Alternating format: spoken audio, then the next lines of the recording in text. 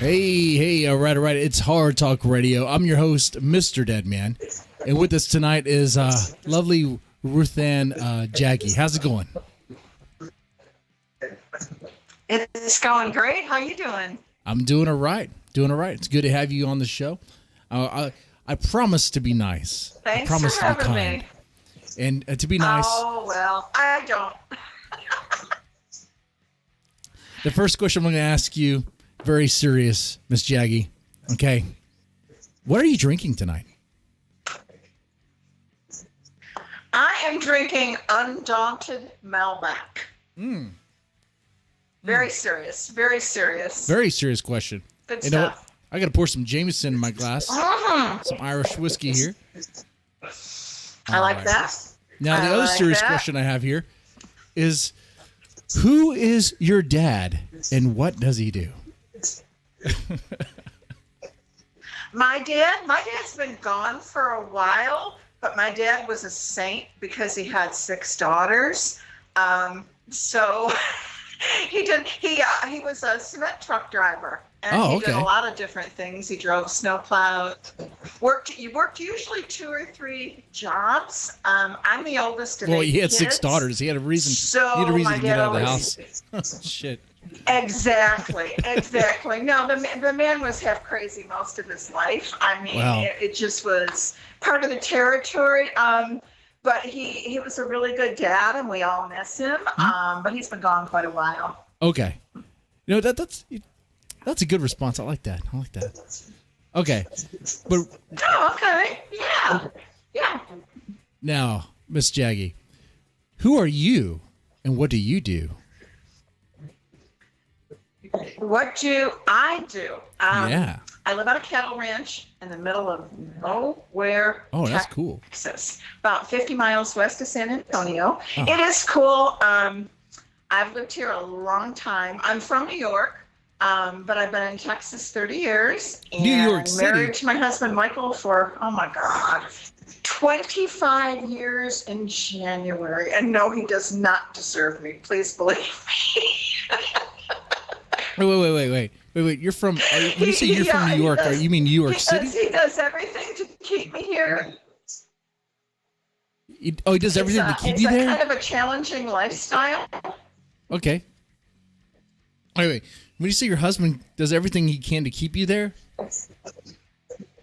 are you saying you're like locked against your will? It was really touch and go when we were first together because I'm a city girl, and it was really a challenge for him to keep me here. So he just kept building buildings and paving driveways and trying to bribe me with things that would make a very rustic lifestyle more refined. But he's a huge supporter of everything I do, and he's totally not into horror. He reads my stories, and he's like, "Yeah, babe, that's great." But that's probably the very best kind of relationship because he doesn't have to understand it, but he absolutely supports it. So I'm very, very lucky in that. Well, hey, it's great that you have that support there. That definitely helps out. Now, I've got to ask. Yes, though, it really is because not everybody gets it. We live in a very provincial, rural community, and I swear my post office is also the general store. And I swear when I walk in, they clutch their rosary beads and look at me like I'm the Antichrist. So is there a reason for that? I got to ask. It's actually,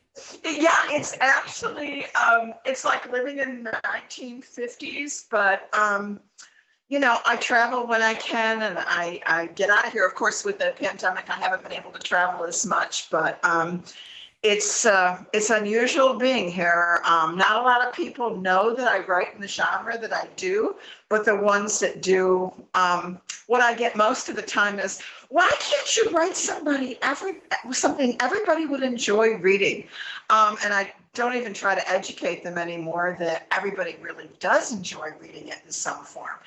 Everybody thinks horror has to be blood and guts, and that's not necessarily what it takes in.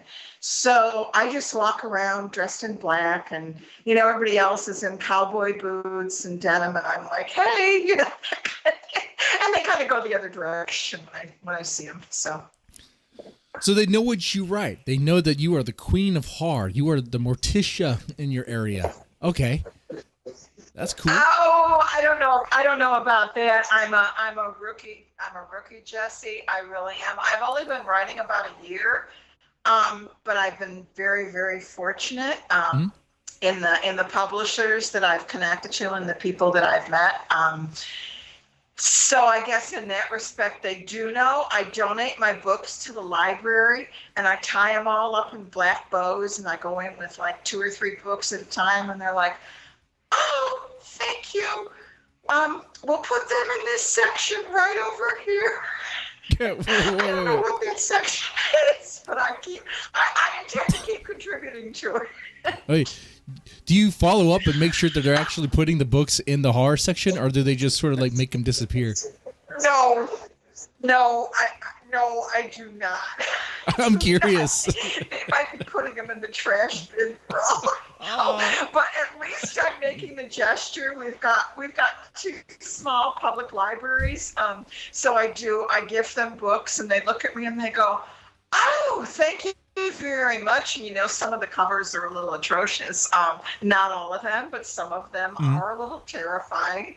And all these good church-going lady librarians just kind of look at me and thank me profusely. And, you know, I think, though, that there probably are, particularly maybe with the high school kids and other kids, you know, that everybody's into something connected to the genre, whether they play video games or whether they read, you know, graphic novels, even if they're not into books. So I like to think that some of those kids, or the younger ones, do seek out an active horror section in a library if they're not into buying books or downloading books. So I consider you should put them in the kids section. That's what I would do. I would go into the library and put my most raunchy book and sneak it in there in the kids section and see what happens. Oh, yeah. I haven't had access to do that because honestly, I started writing about a month before COVID hit, and of course the libraries all closed. So they just recently reopened again for walk-in traffic. So I'm like, "Hey, I've got books for y'all." I think they think I'm bringing in, you know, like the New York Times bestsellers. Right. And I'm bringing in my books, but they're always very grateful and very gracious. Okay, You know, that's kind of an interesting, funny little human interest thing. Okay, so how did you get started in horror? Like, why? And that's a good question. Why write horror when you could be making more money probably writing erotica or romance or anything like that? Oh, gosh. No, there's some people that do that really, really well. And I've got a friend, Ella Burns, who does a crossover, and she does a little of the horror erotica type thing. Her erotica is very dark. It's not what I want to tell a story about. To me, it's the story. It's some little thing. I tend to... the stories that I write tend to take on more of a folksy kind of thing, like an everyday kind of horror, as opposed to something that, you know, you might imagine, or a fantasy, or a big monster, though I love them all. What I enjoy writing generally takes shape because of something that's happened, or, like I say, I'm really, really rural, and I'm surrounded by cornfields on all sides. So there are things that happen out here. Oh, well, and you are in Texas. Yeah, there's a lot of stuff that happens. So I got started in it because I've always loved the genre, but it seemed to me like it's an everyday thing. Whether you drive by one of these tiny family cemeteries where there's like 4 graves in somebody's backyard, or you drive by... there's a crossroads near me, an actual crossroads. And sometimes I go near it on a back road, and I'm like, wow, I wonder if somebody, you know, 100 years ago sat in the middle of this crossroads and, you know, prayed for rain or whatever. I mean, it takes many different formats. when you're connected to nature and you live very rural and that type of thing. So I got started in it because there were stories to be told. I had always loved it. I've always read it. I've always watched it. It's always been my thing. Growing up in upstate New York, autumn is magical, and Halloween is absolutely the best time of the year up there. And Yeah. we grew up in small neighborhoods, and everybody dressed up and ran around. I mean, there were cemeteries in my neighborhood, and this was before anybody had cell phones and internet access. We'd sit in the cemeteries and tell stories about the people in the cemeteries. So it's just kind of a part of who I am, and it's also very historical. I've traveled a great deal, and any place that I wanted to go visit a cemetery because I think you can learn a lot about the people in an area or a country or a community by visiting it. So really? it's pretty much, I think, part of the fiber of who we all are. So you think horror is in all of us in some way? I do. And to me, what defines the term is there's something that scares all of us. There's something that evokes a visceral response in all of us. And it's how we respond to that, and conversely, how we overcome that. So I do think horror is in all of us in one form or another. It doesn't necessarily have to be that bump in the night, and what scares me might not scare you, but I absolutely do think it's in all of us. There's something that scares everybody, and how you respond, and like I say, how you overcome that. And there's not always a quote unquote final girl. Sometimes the bad stuff Final wins. girl. But I do think it is in all of us. Yeah. Don't you? Don't you think it's in everybody? Well, yeah. In a way, I do think horror is in all of us. I mean, there's a horror of the unknown, dread of the unknown. A lot of people, they dread dying. They dread the afterlife. They dread even the thought of dying. Like, geez, they're so afraid of it. Yeah. Afraid of the dark, afraid of... And I go back to when I was young again. I mean, telling campfire stories, Girl Scout, Catholic school Girl Scout, telling campfire stories, and I was Boy Scout here. Freaking out the nuns in Catholic school. Well, yeah, and telling, like, everybody's got an urban legend. And I think I mentioned to you in, like, our pre-discussion that I grew up in a small town of about 30,000 people, and there were a lot of ethnic communities within that small town. And everybody had a grandmother who cursed a neighbor in some way. Yeah. So, I mean, we were all very intrigued. Yeah, we were all very intrigued, like, what did Grandma just do? And why did she make that hand signal? Or what's that word mean? So whether it connects back to the horror or not, I think it is something that we've all experienced in some way or another, even if it's just a little spark. Mm-hmm. I know what you're talking about. Yeah, even with in various cultures, you see horror definitely ingrained there. Like, my wife is half Hispanic. Well, and her side of the family, they have all sorts of beliefs that are very interesting. Traveled. Go ahead. Oh, yeah. And it seems like any place in the world you go, there is a form of quote unquote horror, and there's also a form of something to overcome it or live in peace with it. I've been very fortunate, and I've been a lot of places, but there's stuff out there, Jesse. I mean, I've seen stuff in Africa. I've seen stuff in different parts of the world that we as everyday Americans can't really wrap our mind around because it's not part of our everyday process. It's kind of something we watch on TV or we choose to read. But they live and breathe this, whether it's a superstition, whether it's a god they worship, whether it's something they're absolutely terrified of. And a lot of times it's a form of control. It gives one faction some control over another because they keep them constantly in a state of horror or terrified or scared of something or somebody or some entity. So yeah, absolutely. I think it's ingrained in all of us. You said something about you seen stuff in Africa that would wow us. Could you give me an example?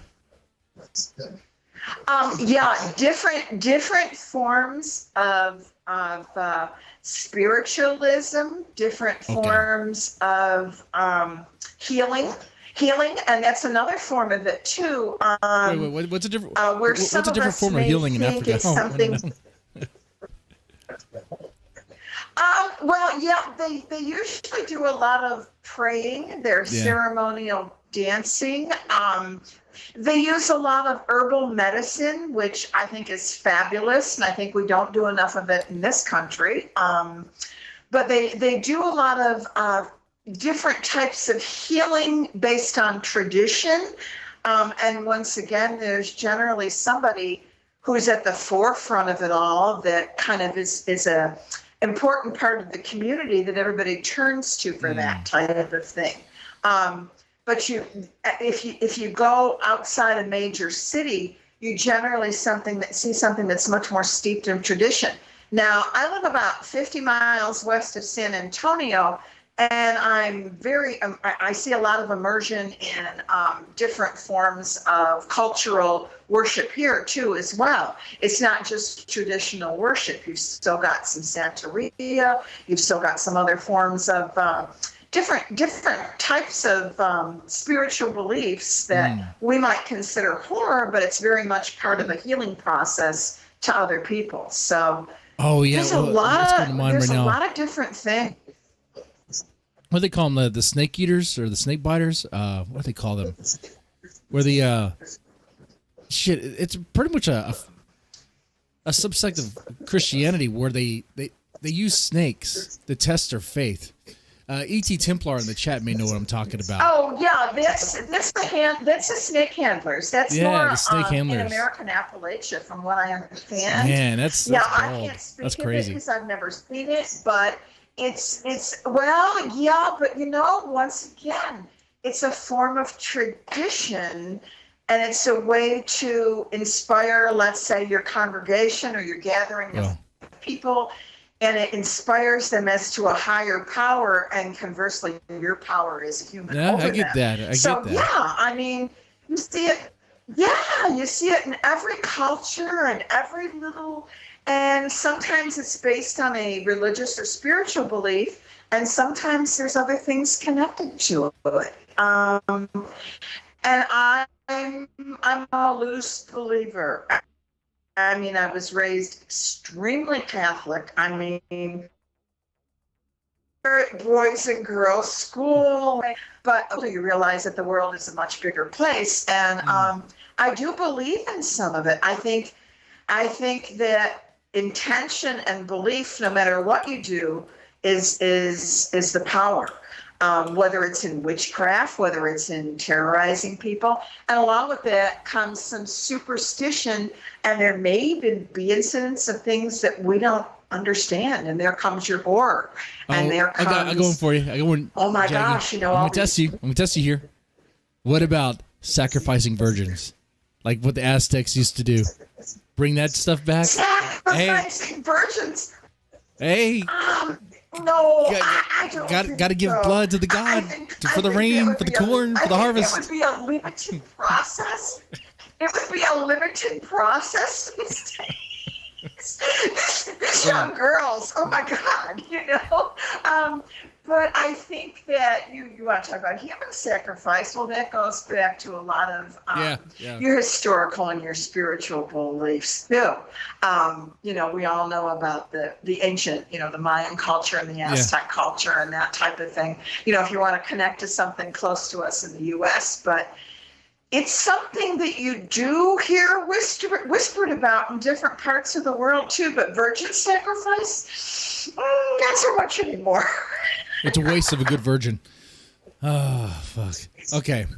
But yeah, horror is in all of us. I mean, shit, we were... I definitely There's a lot of people who that. live with fear. They live with fear. I definitely believe that. In some form. Everybody's afraid of something. And like I say, how you respond to it and whether or not you overcome that gives us our belief or our fear in certain things. Some of the older people out here are very superstitious, and I would say, even though they might not read horror or watch horror or believe it's anything that's part of their lives, they're extremely superstitious. A lot of the old ranchers have very precise methods of doing things. In the most recent book that I wrote a story for, Good Southern Witches, which we're going to talk about my soon. witch is about a young Texas, well, she's a young Texas water witch. A water and witch. I based that story, even though I introduced much more horror into it, because out here, water is, as you know, you live in Texas, it's our commodity. Water is scarce, and it's very, very important if you live in a rural agricultural community. There are still quite a few of the old guard that will call in a dowser before they dig an expensive well. The first time I saw it, I almost had trouble believing it. They literally go out and they use cross rods, whether they're copper rods or whether they're two sticks, or just whatever, pipe or whatever. I've even seen them use PVC, but typically it's something based in metal. And they'll go out and they'll walk the fields looking for a viable source where they can dig a well. And the first time I saw it was like 10 years ago, and I thought, damn, do they really believe this is going to work? They do believe it. And because they believe it, a lot of the times it works. So that was what I kind of based my story on, because you can take that a step further and you can cause, let's say, a female protagonist to become witchy based on the fact that she's got that gift. She can draw water. She can pull water from the ground. She can pull it from the sky. So, but it was actually based on my firsthand experience of some of the older ranchers and actually going through the process, because digging a well is very expensive. Getting a permit is even harder to do these days. So I based it on that, and you can say it's tradition, or you can say they may not call it horror, but man, I was dumbfounded the first time I saw something like that happen. So let me ask you, Miss Jaggy, what is a good Southern witch? Is that a witch that knows, that smiles and is polite, but drinks some sweet tea? I don't think so. Not necessarily, I'm sure you've known a few Southern belles. Man, I've got some friends. They're mostly in the Carolinas or Louisiana. Yeah. I'll tell you, these girls, they know how to make you. They know how to make you tell you to go to hell and look forward to the trip. Oh, hell no! Yeah. Unbelievable in the way. Oh yeah, they're just incredible.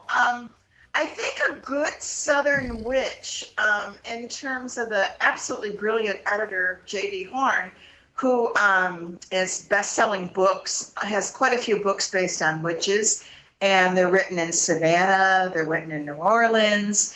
I think because it's such a mysterious, or there's still a little bit of the unknown in some places of the South, whether it's Texas, whether it's the swamps, whether it's, Carolinas, that type of thing. I think a good Southern witch is just somebody, whether it's male, female, young or old, that does what they do well. They're good at it. They're successful. They take it seriously. They take their gift or their implication or their intention, and they use it. Whether they use it for good or bad, they're good at it. Okay. That's a good Southern witch. They're good at it, but they have a smile while they're doing it. Maybe they drink some sweet tea, Chick-fil-A. Okay, but. Well, she could be that too. Yeah. Because that's the wonderful thing. It doesn't necessarily, and I am not, I will qualify this, I am not a practicing witch. I have acquaintances and friends who are. I'm one of those girls that when the moon's full, I smudge the house. Hold on, Jaggy, and I put my I thought you were a around my witch. bathtub on the full moon. Jaggy, I thought you said Oh, gosh, no. I heard you were a And witch. I have absolute respect for the practice, Damn but it. it's not my spiritual practice. I borrow from it, but there's so many forms that it can take. No, it's not who I am. But like I say, I do have acquaintances and friends, and I absolutely respect and I defer to them if I have questions about certain things and how they're practiced and that type of thing, whether it's tarot, whether it's any kind of thing. No, okay. I'm just spiritual. No, I'm not practicing because the people that I do know that practice, it's a lifestyle and it's very important and it's very meaningful. And I'm not that way. But again, it can take so many forms. There can be witches that are healers throughout history, and we all know the history of a lot of witches in this country. Typically, they were just folks that were different, or folks that weren't quite normal with the society at time, or maybe they had a shine on them, or maybe they did have herbal knowledge, or just different things. The term is kind of misunderstood. But I think a lot of that has to do with the movies and the books and Hollywood and the portrayal and that kind of thing. But basically, I think it's just somebody who uses their tradition, and it's all about intention to me. That's what I've learned from different people. Intention is strong and purpose is strong, and the people that I know use it for mostly good intentions, but of course in the book there can be bad intentions too, but you have to be very careful how you use any kind of source of power like that. I gotta tell you, Miss Jaggy. No, I do not practice. I put my crystals out, and that's about it. I mean, I'm kind of a lame practitioner, you know what I mean? I'm a social media practitioner. Somebody told me that you could be like Bewitch and take care of a certain something for me, okay? Take care of a certain problem for me, okay?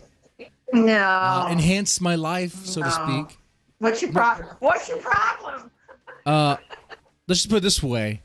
I'm a grower, not a shower. And if you can make that better, shit. Life for me would probably be grand. And just put it that way.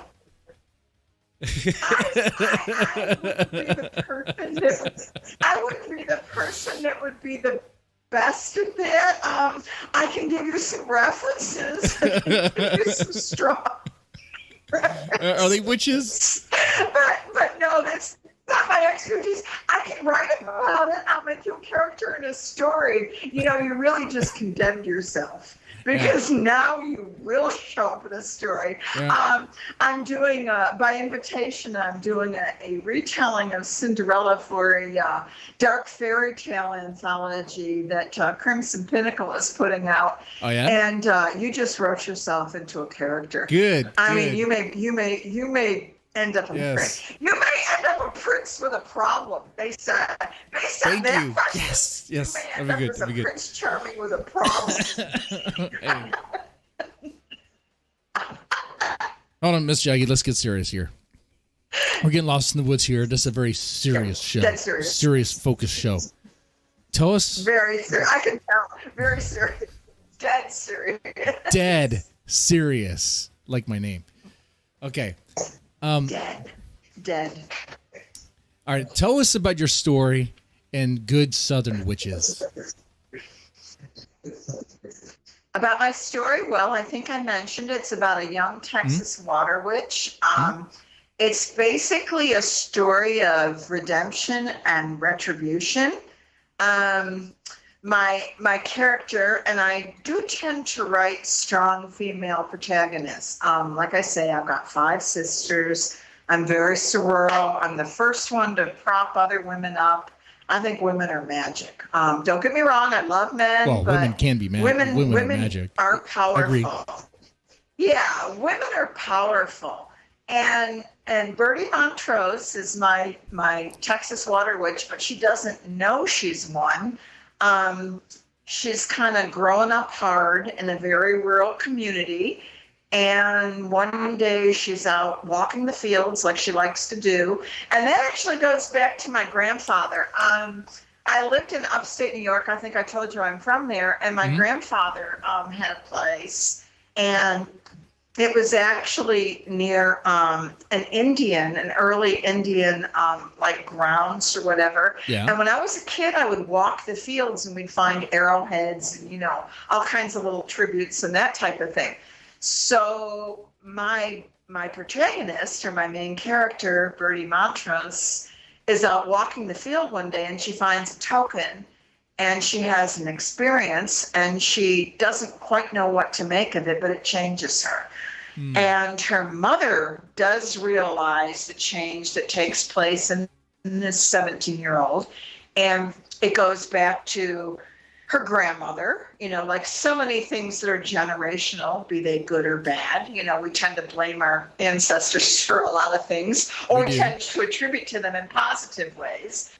And she finds out that arbitrarily she has a gift. Now, the men in this small community, they don't much like their women. There's kind of a curse involved, and it goes back to her grandmother's generation where, and this comes from my personal experience of being a city girl moving to the country. It's all about the dirt. All about the dirt. You hang on to the dirt. You marry because of the dirt. You keep the dirt in the family. You're going to debt for the dirt. You live and die for the dirt. And I have to say, after 25 years of living on this ranch, my feet are pretty planted in the earth too, but it wasn't always that way. But in Bertie's community, the men in the community have decided that there's a reason they've had no rain. There's a reason their ground has soured, for lack of a better term. So they decide they're going to have something and get it all together. And one of the ways people in rural communities meet other people is they get together and all the young ones convene and everybody hangs out and they do their thing. Out here it's a barbecue. You're from Texas. Everything's a barbecue. Drinking beer. So they get cigars. everybody together, but the men have an ulterior motive. But the men have blood an ulterior sacrifice. motive. They've realized that there's something going on, and it goes back to the previous generation of women. And they're hell-bent in some real ugly ways. They don't really like the women. They pretty much want to keep the women in their place.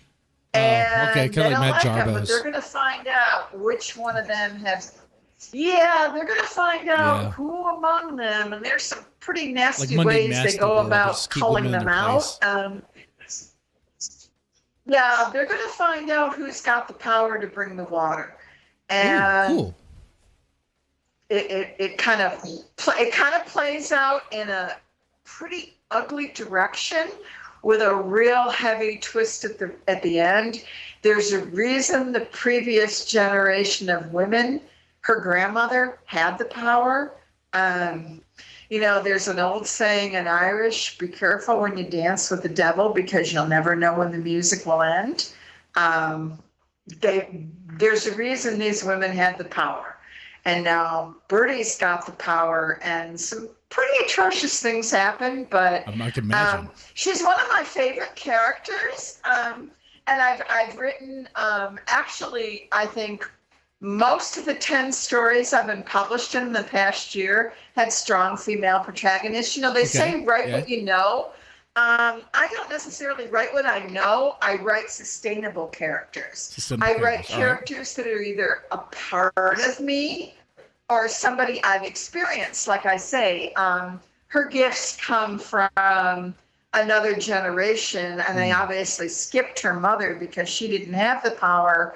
But I do believe that that's something, we all inherit something from our ancestors or our Of course we do. grandparents or, even a little further back. So, yeah. So she's one of my favorite characters. And there's a little tiny opening in there. The men don't make out so well, but there is one boy that kind of really doesn't want to persecute the women or torture the women or sacrifice the women like like the other men are all hell bent on doing.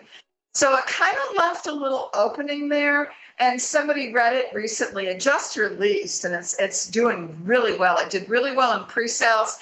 And it's the #1 Amazon new release in horror anthologies, which is always killer because there's so many books. But somebody messaged me and said, do you think maybe she'll have something with this boy that really didn't want to go with the crowd? He liked her in school and he noticed her and he didn't really want to torment her like the other males did. So it kind of got my wheels turning a little, and Bertie may show up again in another story somewhere along the way. So that's kind of cool too. When somebody who reads your work says to you, I noticed this, can you bring her back? There's still more of her story. I'd like to know what happens to her. So yeah, that's pretty much the basic gist of it without giving too much away. So I have, but it is based on my. Holy cow! You guys can really bring water. That kind of things. So. Okay. No, I have the Good Southern Witches page on Amazon listing on the screen here, and the ratings look pretty good. 5 stars out of 5 stars. 5 out of 5 stars. Yeah. I see that it looks like it dropped to number 17 in horror short stories, but that's still pretty good. Really good, really. Oh my God, yeah, it's awesome. It was one in anthologies, and Amazon's all over the place with their rankings and ratings. So, it just released, and one of the things that I'm really delighted about is a very inclusive and diverse anthology. There's something for everybody. It's just not your traditional witches, as it were. And the bad thing is I just got my copy and I haven't even been able to tear through it and read the whole thing. We've all got too many things we're trying to read. So, yeah. And one thing that came to mind as you're describing your story is that as this witch, she shows that she has the power to, I guess, manipulate water. Like, do they try to take advantage? Like, do they try to force her using violence? Do they try to coerce her into doing it? Oh yeah, absolute horrific. Yeah, horrific violence. Yeah, it's not a nice situation. And there's some very nasty things that happen while they're trying to, for lack of a better term, decide which one of the women is in fact the witch that has this power. They know it's one of them, but it kind of goes back to a curse that the previous generation put on the men. There's a lot more women in the community than men, and the men are figuring it out. Yeah. The women hold the power, even though the men, and I hate to say this, Jesse, but in a small rural community, it tends to kind of go more that way. I mean, I go to barbecues and things here, and it's like a high school dance. The women are on one side of the room, and the men are on the other. And I'm that's how it is over here. What the hell? What? No! I'm the first one to go over, and I'm like, hey, what are you doing? Did you catch any good fish? Oh, what's going on? Show me your trunk. But they're not all like that. I think it's because I grew up the way that I did, and my dad, because we had so many girls in the family, my dad was like, you're going to learn how to change a tire. And don't be telling me you can't do that. Okay. I don't necessarily fall into that kind of upbringing. So it's very challenging for me. So when I was writing the story, I put the men all under the tree drinking, and the women all standing around the table, serving food, making nice. No, but that's typically it's so weird too. Yeah, that's how it goes, my man. husband laughs at me that's after how it all goes. this time. But it was really hard for me at first. It was really hard for me because that isn't what I was used to because I had traveled a great deal and been in a lot of settings where, everybody's on an equal footing. Well, that isn't necessarily always true, especially if you're in a very small community where everybody knows everybody else and, that type of thing. Yeah. There's very much a separation between the males and the females. So I did enter some of that in my book, and I think my husband picked up on some of that when he read the story. Yeah, and it just happens. He's like, you get your little jabs in. Mm-hmm. Even just in social gatherings like barbecues, like the wives will go off and talk. They'll form their little group. The husbands, the guys will form their little group. It happens on this street. It happens. It just is what it is. I mean, and sometimes the guys will, if they see one of the guys go talk with the wives, be like, what's going on with him, huh? Did he just grow a pussy all of a sudden? What's going on with him? Oh, is he trying to hit on our wives? Yeah. Is he trying to hit on my wife right now? Exactly. Or if one of the females goes over to the guys, wow, she's looking for attention. Who's she after? That kind of thing. I just don't have a lot of tolerance for that because that's not the way I am. And like I say, I'm very fortunate. I don't have a husband who's like that. He thinks whatever I do is cool. So he's like, hell yeah, if you want to go do it, go do it. So I think it just has to do with that male-female dynamic. But in the story, it has to do with water. I see. These men are desperate for water. The crops aren't That's growing. a metaphor. The land has soured. They want water. Oh, it's not a metaphor. And I don't know. You may have experienced it, but literally you can drive through my community and there's signs in front of ranches that say, pray for rain. It is such an important thing because if you don't get it, and I do go into some detail in the story, people lose a lot and it gets real ugly.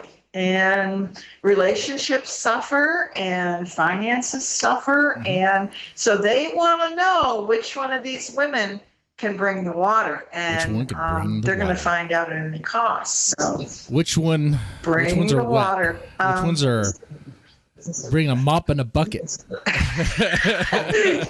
Sorry. Do not. Sorry, you're walking into dangerous territory, Miss Jackie.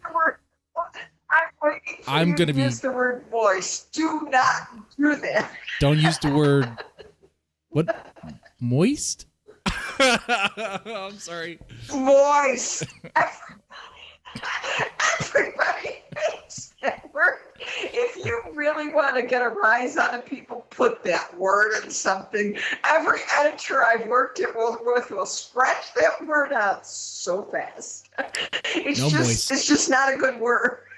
I guess we could segue into two places here. I was going to go to the horror community and the good things about it, or we can go into the censors. People want to put trigger warnings on things and want to censor, books. They want to censor the word moist. And you know how I feel. Yeah, you know how I feel about this. I feel that it's something we all want to be considerate, kind people. Well, not all of us. Some of us are assholes from the beginning. And I pride myself on that, and I would never go out of my way to offend. But there's a word here, and it's horror. And one of the brilliant things that J.D. Horn, the editor of Good Southern Witches, says is he did put a little humor or a little tongue-in-cheek, and he kind of mentions that there is some of the XYZ, and he says, but after all, this is a book about witches. And what troubles me, as I like to think a respected, supported member of the community, the censorship, as you mentioned or whatever, it's almost taken on a different kind of role whereby it's a trend or it's okay to be offended even if there's a trigger warning. Or I'm not a fan of, to clarify, I'm not a fan of trigger warnings. I'm not a fan of censorships. I have empathy. And of course, there are things that we're all quote unquote triggered by. There's all things we don't like. My husband knows if we're watching something and I don't like it and I get up and go in the other room and get a snack or a glass of water, it's something I really don't want to see. But to expect it, or even to a point of demanding it, or trying to influence the community. We write in the genre of dark speculative fiction, horror. The word itself is carefully and precisely defined. Yep. I just feel that if you're going to write in the genre, be sensitive or not, because extreme horror, as we all know, is becoming very popular. Don't read it or don't watch it if it's something that's going to bother you. Get up out of the room, put the book down. But what I'm seeing happening that I'm taking offense to, and it's not even offense, that's too strong a word, it concerns me a little, is that somebody will read something and they'll say, oh my God, I got 2 pages into it and it was just so triggering, and the language, and it was so horrific. Sounds like my kind of book. Finish the book, but they're leaving a review. And yeah, they'll leave like a 1-star review. If you've read 2 or 3 pages into a book and you're triggered by it, don't leave a review. Put the book down. I gotta tell you though, so many people are desperate for their voices. Yeah, Miss their Jaggy, voices to be heard, and I get that. I've read a couple 1-star reviews that led me to buy a book. Like if I read a 1-star review and they're like, "Oh, it's so offensive. The language is so bad. You won't believe what happened. They wrote about this horrible character that butchered women, butchered people, and butchered animals, and just, oh my God, how could they do that?" But like, sounds like my kind of book. All right. And you run for it. You run for it. You know you do. You run for it. Because if you read like we do, or you see enough of it, or you read enough of it, you're looking for something different. And I get that. But I think that if we start to censor authors, that the genre is going to become diluted, and it will not be horror anymore. Now, I don't write in extreme horror, which to me, if you ask me my opinion, is, along with splatter westerns and some other things, it seems to be a rise. People are very interested. They love it. I've got a couple of good friends who write it, and I will read it, and I support them. I think we share the same friends there. Is it what I'm going to write? No, because I'm not. Yeah, I'm not particularly comfortable with it. But I will tell you this. I recently read one, and it was by Daniel Volpe, and it's Billy Silver. Have you heard about Billy Silver? I have not. Have you read it? Have you heard about it? Oh my God. Well, it was way out of my comfort zone. It was one of the most violent, extreme, horrific, extreme horror books I've probably ever written. It was so well done. He's going to put out his prequel soon, which is Talia, one of the characters in the book. I can't wait for the prequel. So I guess my point in the whole thing is everybody has a choice about what they read. So for me, when you get into the point of censorship or trigger warnings, right, I think we're treading on some thin ice. I think that if we start to get into that and we start to try to write or play to an audience that isn't our audience, we're not being authentic, and we're gonna dilute the genre. So that goes back to the censorship. I am just not a fan. If you don't like it, put it down. I've had a couple of things I've read and I've been like, yikes, this is not something I can wrap my head around. I will defend your right to read that forever, though.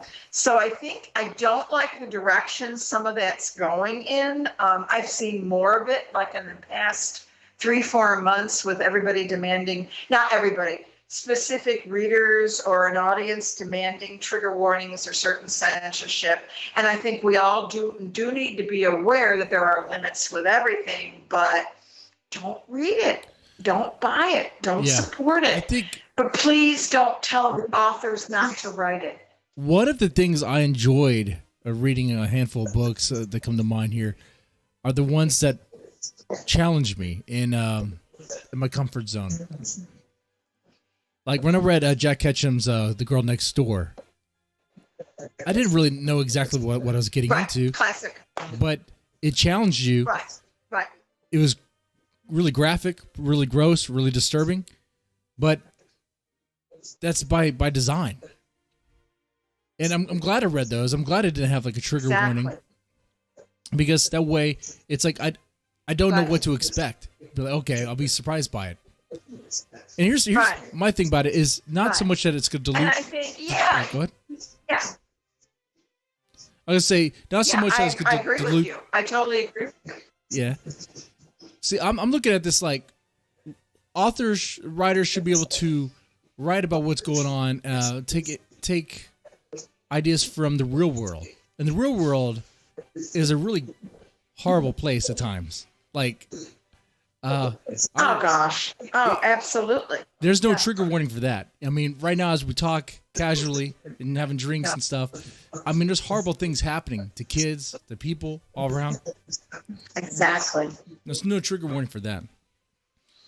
And one of the things I like about horror is that it will take those horrible elements of our reality and force you to see it.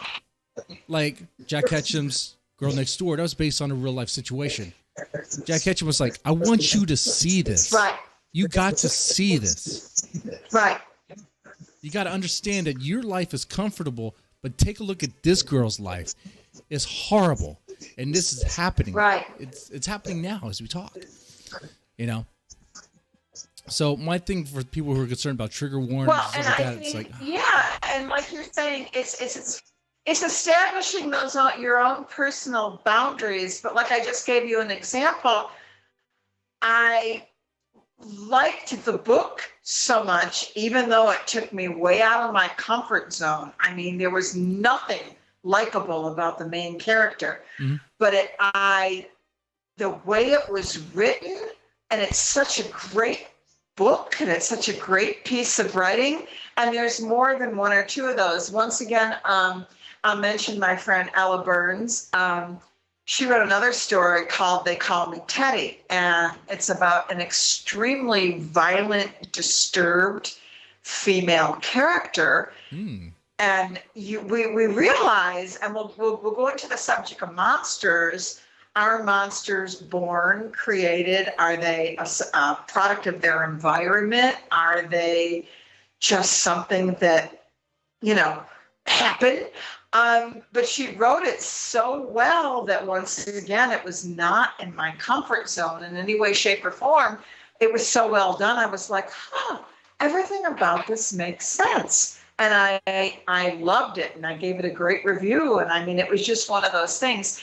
It's almost like if you read and if you experience in this genre, you kind of have to test yourself once in a while. And absolutely, we do bounce off. We hit a wall too. Because once you start reading so much of it, and I think you hit the nail on the head, you're looking for something different. You're looking for something that can pull that response from you. Because isn't that what horror is? It's something that you emotionally respond to. So if you're so used to it and you read so much of it, I mean, I got zombied out for a while. Yeah. And don't get me wrong, I love a good zombie. But I think since The Walking Dead and so much of it, I mean, and we all realize that those shows, graphic novels, books, they're about the human relationships while there's a threat, be it the zombies that are coming at you. But I kind of got burnt out on it. And then I read a few new things and I was like, oh yeah, well, look what they did here. It's different. So I think that in order to feel like you've got a trigger warning or something that should be censored, you got to be willing to experience it. You got to be willing, like you just said, you read something horrific. Even if it was based on a true story or it's fictional, you've got to be willing to observe that, and you've got to be willing to see how it makes you feel. Then you'll know if you don't ever want to read it or watch it again. Like I said, there's certain things on TV, seems to be really popular right now. Everything you watch, there's some guy slapping a female around, kicking her in her head, doing. Sometimes my husband, will watch this and I'm like, I'm done. I want to kill this guy. I leave the room, go get a cocktail, go get something to snack on. I come back, I'm like, is he done? Because you've realized you've seen so much to that, you almost become immune to the way it makes you feel. So I just don't want to see things go in that direction. Read what you like, watch what you want to watch. Just don't expect authors and conversely your audience or other readers to fall into that or to march along that line like a row of ants, because there's a lot of people that just don't want to. Right. They want to experience, like you just said, they want to find out what their limit is in the whole thing. Right. And that's something where you may lose readers, you may gain readers. It's all, you just write what you want to write. Write your story. Don't worry about having to water it down for. Exactly. Tell a story. Tell a story. And like I say, I don't, this adage, and so many say it, write what you know. I think you need to write what you can sustain. Right? That if somebody asks you a question about your story or about your character, what inspired you, what influenced you, I love to ask different people. And, there's such an amazing community and people are so approachable. And the one thing I always say is, what prompted you to write that story? Did it really happen? Or was it just something you woke up? So many of us wake up in the middle of the night and we're writing things. We've got a notepad by the bed because we've dreamed something, or there's like something that we can't sleep because something's eating at us. There's so many people that are really approachable in the community. And I'm talking people that have got pedigrees like poodles. I mean, they've published for years, but they're really approachable. And the thing that if you ask them what inspired them, you'll always get that answer from them. And I think that's just a big part of it all. And back to your question on censorship and trigger warnings and all that. Tell your story, whatever your story is. Right. And I've even had people ask me, so many people say, my kid, my nephew, my cousin, my brother's ex-wife, whatever, they want to get published. They want to do this. How do you do it? It's a lot of work. It is a lot of work. But write your story. Just start writing. Yeah. Oh my God. Can I tell you, I just had this conversation with my husband. Okay. I said, it's the damn hardest thing I've ever done. And please believe me, I don't pay the rent doing this. I have finally, in the past year, gained enough professional pay so I was able to join the Horror Writers Association. Mm-hmm. But it's write your story. Don't worry about perfecting it. Just get the words down. And then there's so many people that will help you format. They'll help you submit. What happens so much of the time is people get... Yeah, they get all caught up in the formalities and they're like, oh my God, nobody's going to want me. Nobody's going to read it. Tell your story. There's going to be somebody that wants to read it, but write what's sustainable. Mm-hmm. And if you want to write about the weirdest monster in the world, I'm going to be your biggest cheerleader. I mean, if you want to write about something that came up from the ground during a rainstorm, I think that's amazing. There's nothing better or bigger than a huge imagination that can give us that. But just tell your story and don't worry about triggering people or whatever, because the community will support you.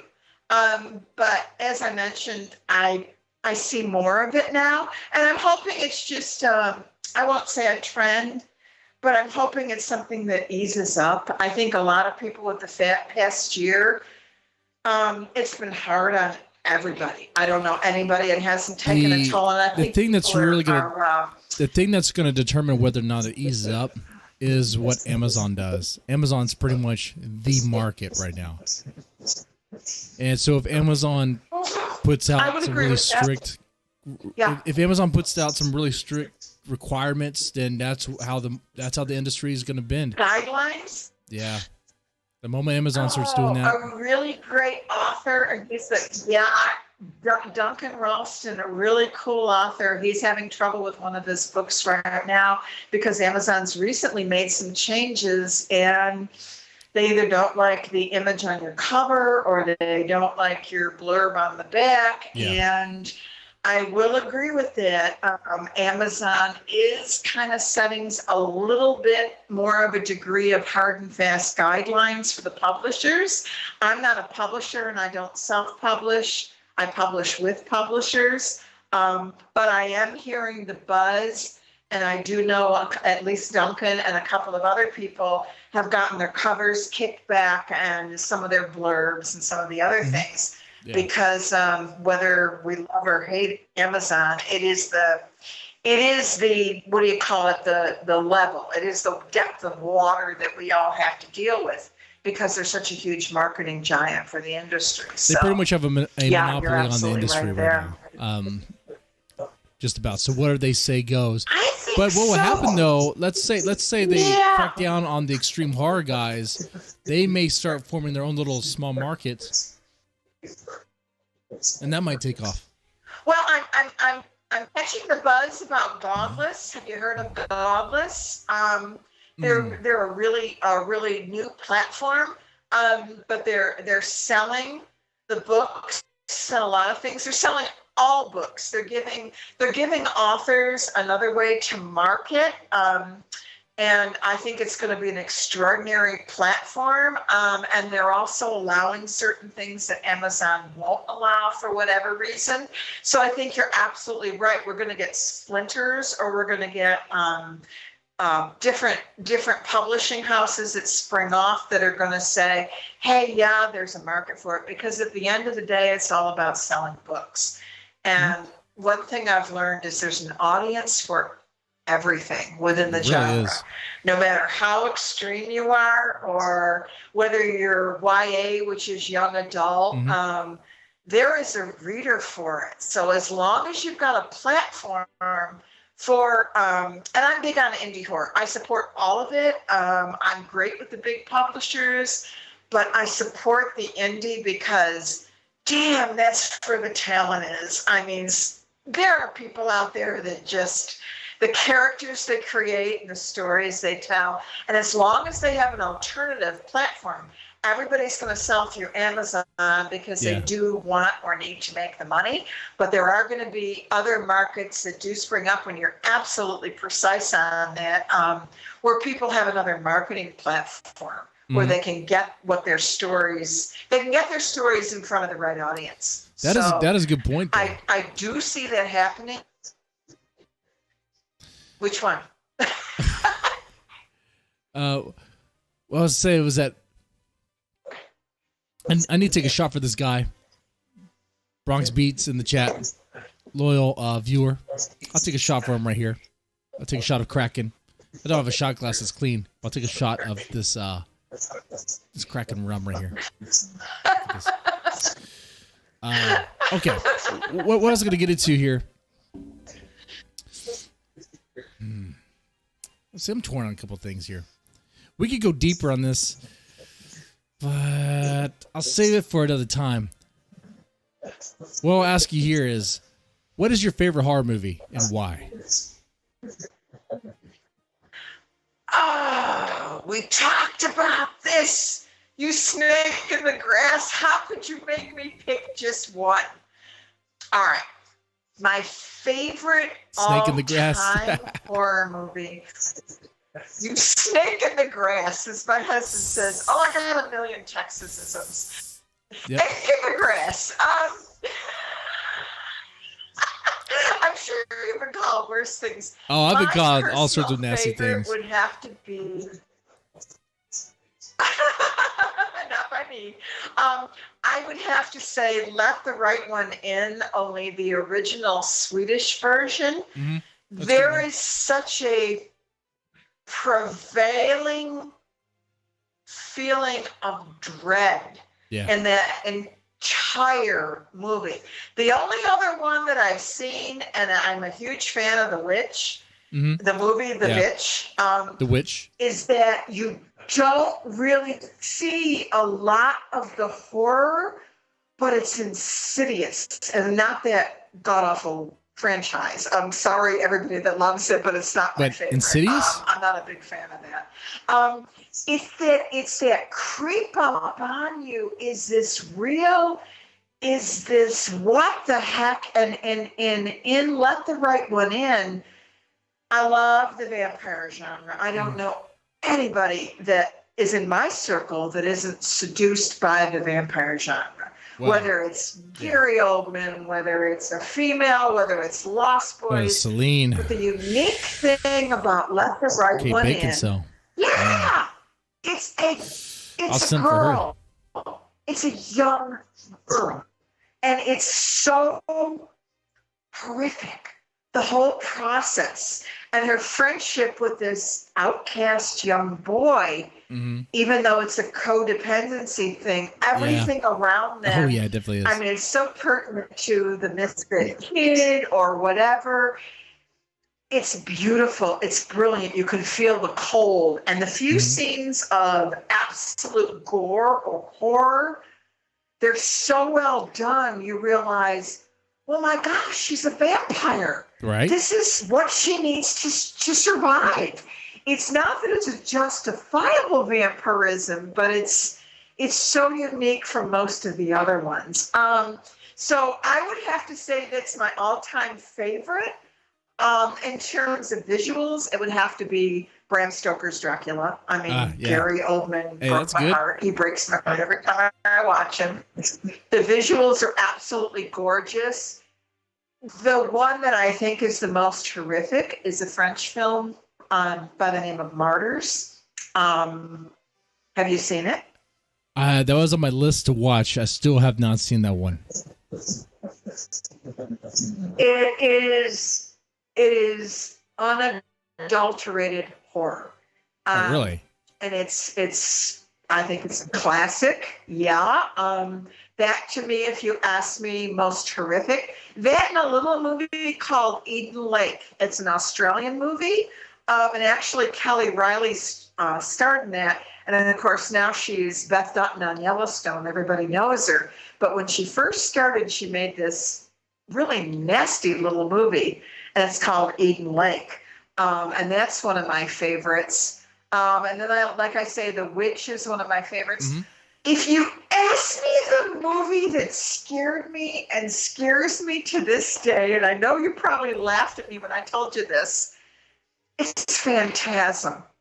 What the hell is Phantasm, up with that movie? What is up with that movie? I don't know. It is bizarre. It is weird.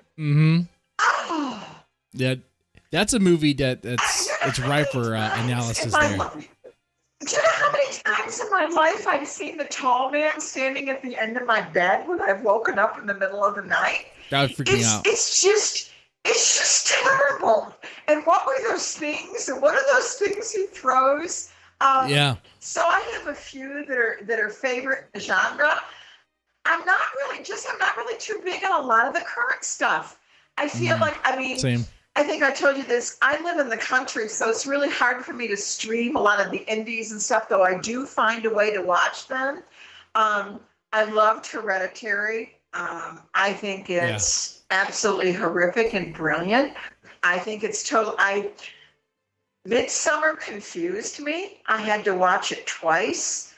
I think it's a great example of horror, and I love the cult aspect of it and all that kind of thing. Another current one that really made an impression on me was The Autopsy of Jane Doe. That's a good one, too. That's got some really... Yeah, it's got... You can tell I'm a little more sophisticated in my kind of horror because... I tend to go for the things where we haven't seen them before, and you brought that up in the Jack Ketchum book. You're looking for that thing that, oh my God, what is going on here? I have never heard of such a terrible thing, or I've never seen this played in such a way that it invokes such a response for me. And that's really what horror does, is it brings out this emotional response in everybody, whether it's good, bad, or you think it's funny or whatever. I'm not big on slasher. Oh, Though I will say, The Purge is a big favorite of mine. Um, because I hate to say it, but I can almost see something like that happening. I well, sure hope guess it what? It's going to doesn't, happen now. It's but happening this it's summer. something like, well, you don't even say that, but I mean, you watch that and you're like, oh my God, human beings are kind of evolving in this negative direction where the horror in that to me is it's not on the realm of possibility anymore. That to me also is very scary, something that actually could really happen. Well, I mean, not to get into politics here, but people are pushing to want to live people are pushing the desire to want to live in a society without police, without law enforcement, without the law being enforced. Hey, we're going to get the purge. That's what's going to happen. People are going to be left to their own devices to fend for themselves. I'm absolutely afraid that you're right, but I sure hope for our children's sake and for a lot of things that we've all worked very hard in our life to, We're in Texas. We should be fine. I certainly hope, and again, like you said, I don't want to get into politics. I don't want to see it go in that direction. But ultimately, it comes down to whether it's reality or it's a horror movie or it's a horror book. You've got good, evil, conscious, moral compass. Yeah. And I truly believe that even with everything we've seen, people are intrinsically good. And I want to believe that there will be something. I don't know about that, Miss Jackie. That's a stream for another time. Inherently good. I will agree to disagree. Yeah. That's a stream for another time. That's a good one, though. That's a good topic. That's a good topic, though.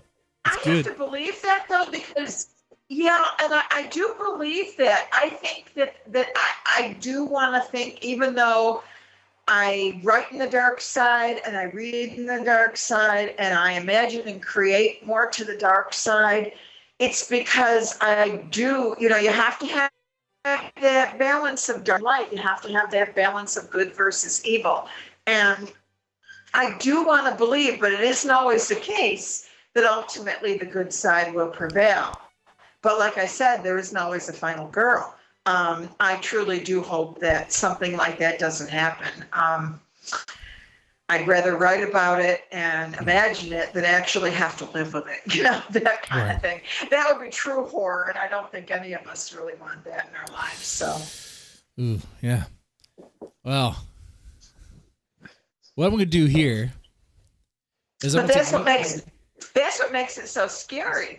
Is that it's the slightest spark of potential is there. Yeah, that's true. It doesn't take much, and anybody who's different or anybody who thinks differently could be the match that gets thrown on the fire. So yeah, I can relate that back to a lot of things. Yeah, that's true. All right, so Ruth and Jaggy, it's great having you on the show on Hard Talk Radio. I was gonna do live callers, but not right now, not tonight. We're good. We're good. It's been a party. Thank you. This has been great talking with you. I gotta get you on though. We could talk about the intrinsic good of humanity. I hope you'll have me again. Oh, I'll invite you again. I think having a discussion about the intrinsic good of humanity would be a fun stream. I think that would be. You agree? Think it'd be a fun stream? I think it would be really, really interesting. And I think it would be even more interesting if there was a book or a story. And I do think some of that is coming. I see two trends. I see a return to the classics, the classic monsters, and the classics, because people crave tradition and classics to go forward sometimes. Mm-hmm. You're firmly rooted. But I also think that good and evil is going to become the ultimate. And I hope that there'll be some really cool things written about that, too. There's going to be some pandemic literature coming. That's not my thing. I think that's a horror. We've That all should have already happened lived during the in one way pandemic. or another and experienced. Yeah. I mean, the pandemic is almost But over. I'm seeing more, yeah, but it's not where I'm seeing more submissions springing up. I'd rather write about this thing that I keep seeing in the backyard at certain times of the year. Like I say, I'm more of a folk hero, or Okay. just Need to bring you on to talk just about turn your head and see cryptids. that rather than the reality. Okay. All right. So God, definitely gonna invite you on again. This is. So what we'll do here is we'll wrap up the stream, guys. You made it this far. Press the like button, share, Oh, subscribe. thank you so much. You guys take it easy. Have a good one. Thanks, Bronx Beats. I guess I'll take a swig as I wrap the Thank stream you, up. Jesse. Take care. You too. Hold on. Stay straight. Stay safe. You too.